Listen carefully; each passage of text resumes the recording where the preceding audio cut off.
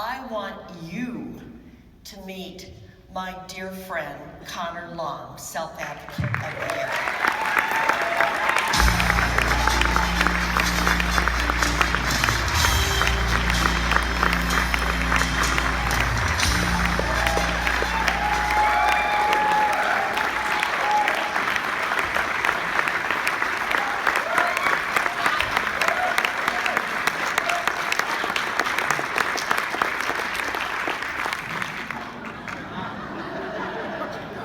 Sorry about that, I was doing my magic right there.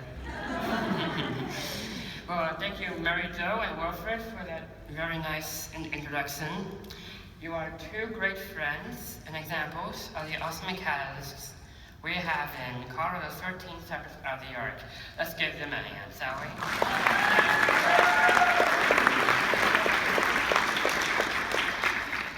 Thank you all for this great honor.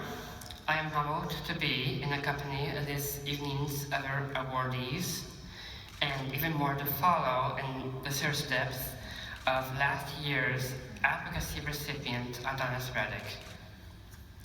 While many of us here do not know Adonis, certainly he lives on tonight and every day in the hearts of those who did and those who will be touched by his service and story. He lives in the mission of each of us who call ourselves advocates and service providers. He lives on in us as a joyful and a better angel.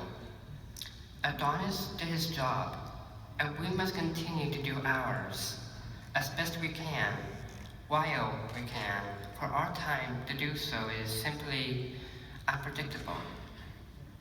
While you are here to help honor me, you should know that I am here to honor you. The work you do, the commitment you bring, the love you sow to your community members. Thanks to your work, more and more people with developmental challenges are doing wonderfully ordinary things each and every day. Our future is brighter than ever as we work together to raise our standards of healthcare, our networks of social supports, our educational and workplace opportunities, and our rightful place in communities of our choosing. My path to a brighter future has not been, is not now, and will not in the future be easy. But I know that I am not alone, as I continue to work hard to be the kind of person we all want to welcome into our schools, our businesses, our places of worship, and our neighborhoods all across the country and indeed around the world.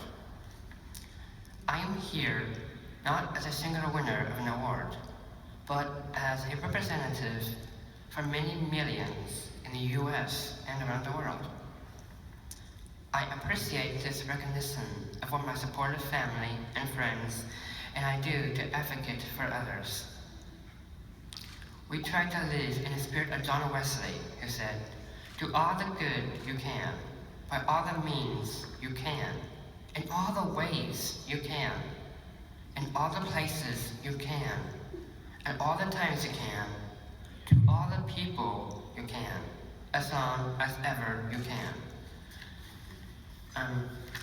Now, that is not always easy or achievable, but always important and worthy of our best efforts. I am here because someone believed in me, in my abilities, my potential, my humanity, and my right to not only exist, but flourish as me. Imagine how much better our entire world would be if every community was a community of believers. Imagine. If it is possible, and we must believe it to be as possible as it is necessary, then we should strive to be catalysts for not just change, but for belief in love. Yes, catalysts for love. Imagine that. Imagine if we were catalysts for a love that fosters turn over scarcity and greed, hope instead of hindrance, justice instead of retribution, clear-eyed understanding instead of blind hate, war, abuse, neglect, and indifference.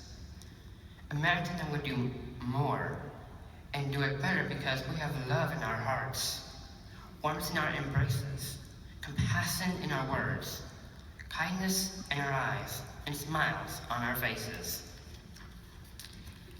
You are here because you are people with a great heart and commitment who on a daily basis give service to others in need of support, respect, kindness, compassion, fellowship, and community.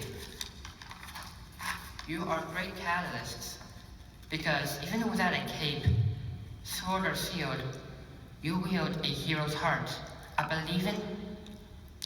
believing human heart. So tonight, let's celebrate the human catalysts within us and around us, in this room and those still out in the community. And tomorrow, or maybe Monday, let's get up, go back out, and with humble hearts, be courageous and committed, believing and loving in those small moments that add up to creating richer lives for our family, friends, neighbors, and clients. Let's imagine that. Let's believe in that. And let's go do it.